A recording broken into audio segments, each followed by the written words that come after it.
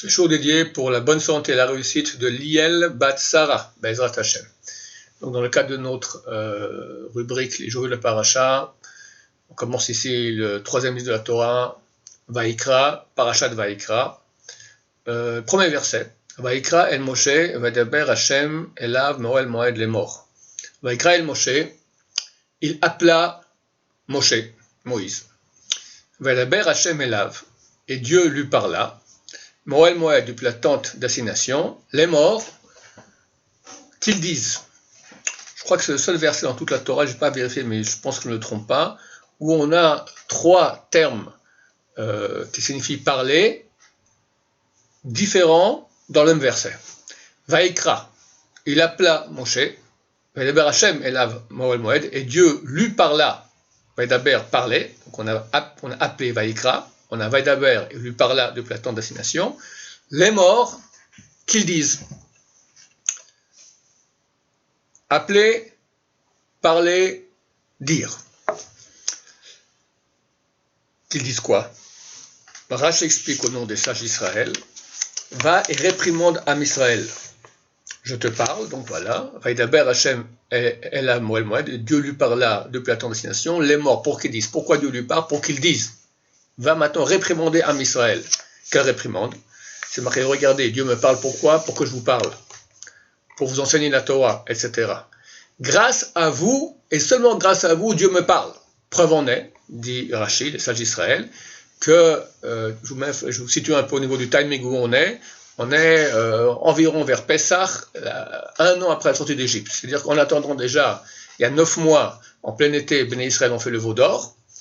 Là, ils ont construit le sanctuaire, et Dieu se met à parler à Moshe Rabbeinu depuis le sanctuaire. Donc, tout le dernier livre de Shemot, donc le dernier parashiot, on parle de la construction du sanctuaire. Le sanctuaire, il est terminé, et Dieu lui parle depuis le sanctuaire. Donc, on se trouve vraiment la veille de Pessah, 1 an après la sortie d'Égypte. Donc, Béné Israël ont déjà fait le veau d'or, et maintenant, il va les réprimander, et va leur dire, regardez, c'est grâce à vous qu'Hachem me parle, ou la réprimande.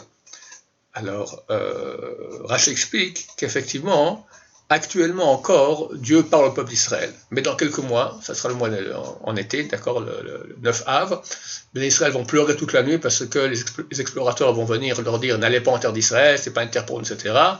Et là, Dieu va maudire à Israël qui devront rester en tout 40 ans dans le désert, à pérégriner dans le désert comme ça, jusqu'à ce que toute la génération qui est sortie d'Égypte meure, à part Moshe et Yoshua et Caleb. Et pendant toute cette période-là, où Dieu était fâché après Am Israël, à cause du péché d'explorateur, Dieu a arrêté de parler avec Moshe, il ne lui parle plus. Donc Moshe leur dit, regardez, Dieu me parle pour aller vous dire, quel mérite vous avez énorme, que tout ce que Dieu me parle, c'est pour que je puisse vous dire, c'est grâce à vous que Dieu me parle, c'est pour vous que Dieu me parle. Ça, c'est le Rashi. Et les commentateurs posent la question, où est la réprimande? Au contraire, c'est un super honneur, tu leur fais des compliments fantastiques, c'est grâce à vous que Dieu me parle. Moi, je suis rien, c'est grâce à vous que tout se passe ici, c'est grâce à vous. Où est la réprimande?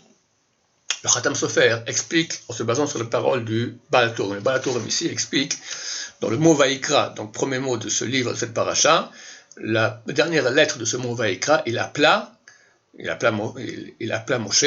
La dernière lettre, le Aleph écrit en petit. Pourquoi?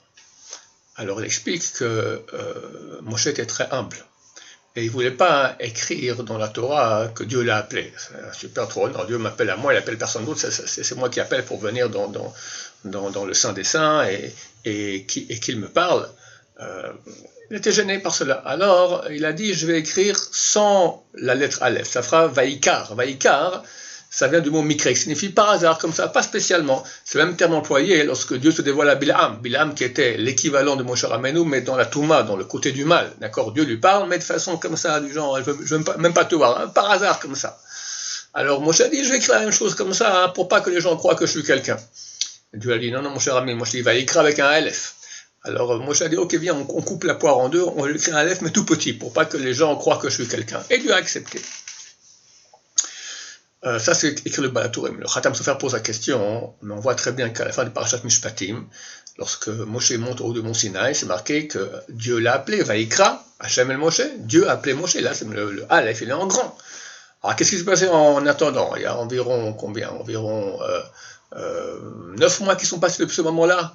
Quoi, en ce moment, Moshe t'a fait du travail sur toi, tu es encore plus humble, etc. Donc là-bas, le Aleph te dérangeait pas, on pouvait le mettre en grand. Là, on le met en petit. Qu'est-ce qui s'est passé depuis? Qu'est-ce qui a changé? La réponse de Sophia, oui, ça a beaucoup changé depuis. Pourquoi?